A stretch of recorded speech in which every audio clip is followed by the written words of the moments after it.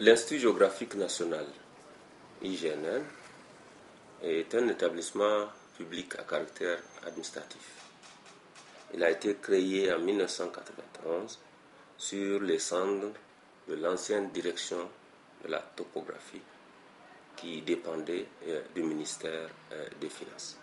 Il a pour mission de réaliser donc la cartographie topographique du territoire national. Une mission qui implique des compétences dans les domaines des sciences de la Terre comme la géodésie, le nivellement, la cartographie, la photogrammétrie, la télédétection et la topographie. L'IGNN, c'est aussi la formation et le conseil, donc toute une chaîne de production. Dans le système de production, le premier qui vient, donc, c'est le déploiement de la topographie. C'est lui qui met pratiquement les canevas en place.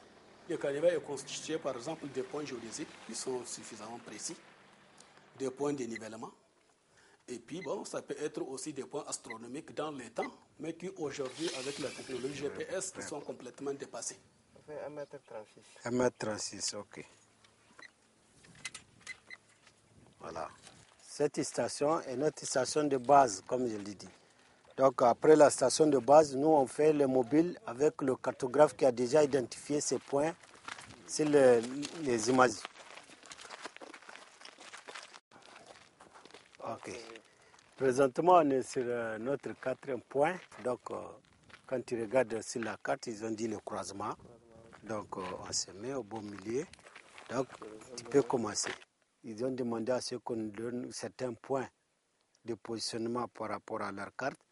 Et pour une carte, il faut plusieurs points.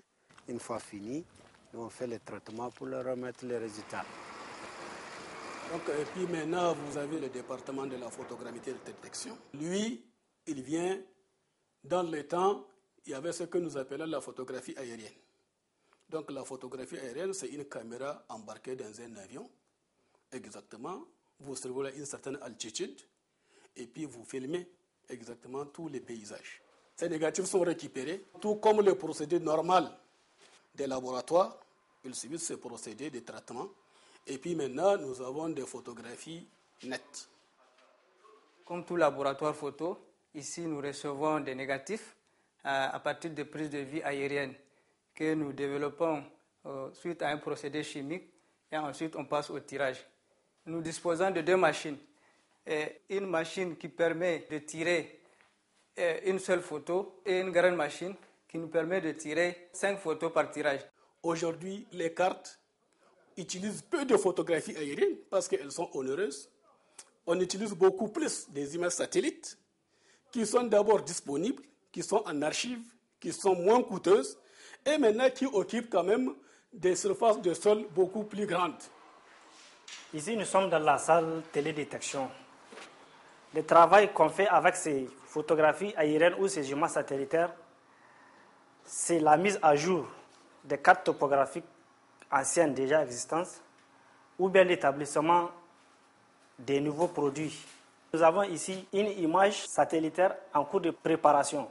La préparation ici consiste à faire des corrections radiométriques et des corrections géométriques. On aboutit à un produit final qui est ici la spatiocarte, par exemple, de la ville de Niamey. Sur cette spatiocarte, on voit bien des détails. Par exemple, le cours d'eau, le fleuve Niger. On voit l'occupation urbaine. On voit aussi la végétation. Par exemple, ici, c'est la ceinture verte autour de Niamey. Avec les photos aériennes, aussi, on établit des produits qu'on appelle des photos cartes. Ici, c'est par exemple une photocarte de la commune rurale de Oulal, dans le département de Biningaouri. Donc, une commune peut demander de lui faire une carte de l'occupation du sol, une carte du réseau routier, une carte aussi de ses infrastructures scolaires ou sanitaires, etc., etc. Voilà, là c'est une commande du CTB, la coopération technique belge. C'est une commande d'une carte sanitaire pour le département du Dosso. Aujourd'hui, avec le progrès technologique, tous ces processus commencent à disparaître. Et maintenant, nous sommes carrément revenus au numérique. Cette option consiste à rendre notre format là, que vous voyez de carte papier, de le transformer en format numérique à travers donc, les logiciels qui nous permettent de le faire. Et cette carte, pour mieux faire ce travail, on la décompose en systèmes. Nous avons par exemple la couche des réseaux routiers, la couche de l'hydrographie, la couche des localités, puis les courbes de niveau. Ces systèmes-là que nous préparons, nous les corrigeons, on les géoréférencie, les rendre en coordonnées réelles de la carte. Maintenant, là, c'est consommable par n'importe quel client. Par exemple, pour les téléphonies cellulaires, là, une compagnie ici, elle demande là où elle veut placer son antenne pour avoir une couverture vraiment satisfaisante. Nous, on a les moyens de lui offrir une carte du relief pour lui déterminer toutes les élévations qu'il y a dans cette zone.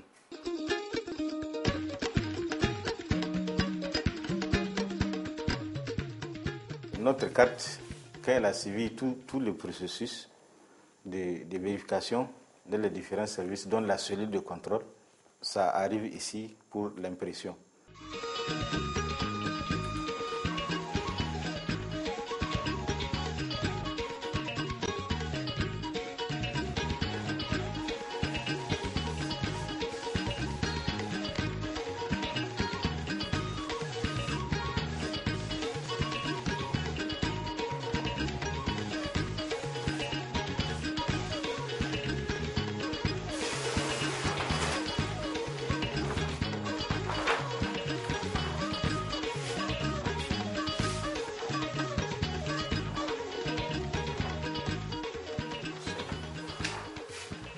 Ça, c'est une commande d'une compagnie de téléphonie cellulaire. Après avoir vérifié les détails, ils sont satisfaits. Donc, ils m'ont dit de lancer l'impression pour leur faire 4 exemplaires. La cartographie, elle est stratégique, à plus d'un titre. Parce que c'est pratiquement une interface très, très, très importante pour venir à un développement planifié. La carte, elle parle beaucoup parce que les rapports, vous n'avez pas souvent le temps de les lire. Mais par contre, quand les cartes sont là, vous pouvez les prendre rapidement, vous regardez. Il suffit tout simplement de prendre, par exemple, les dates d'édition et vous avez automatiquement la réponse. Ailleurs, les pays sont aux 25 millions. Quand vous êtes aux 25 millions, cela veut dire quoi? Cela veut dire que presque tous les 25 mètres, vous connaissez votre territoire. Même si c'est notre frontière que nous connaissons tous les 25 mètres, je pense que c'est formidable. Alors que nous, ici, nous le connaissons des années 60, tous les 200 mètres, et jusqu'aujourd'hui, en 2010, nous sommes à 200 mètres. Donc ça, franchement, ce n'est pas acceptable, et nous sommes obligés, en tout cas, de nous battre, trouver quand même des ressources additionnelles, parce qu'aujourd'hui, nous sommes limités pour aller vers cette mise à jour de la cartographie, pour le bien-être de la nation. Trouver des ressources additionnelles, mais aussi redynamiser le Comité national de cartographie et de télédétection, qui depuis sa création en 1982 est tombé dans la léthargie.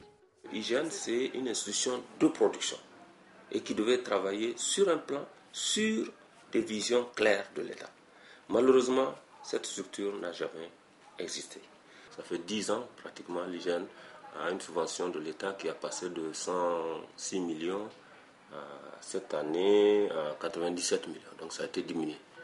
Malgré toutes ces difficultés, l'IGN, avec l'appui des autorités de tutelle, a pris des initiatives qui sont actuellement en cours et qui vont permettre à l'IGN d'assurer sa mission principale.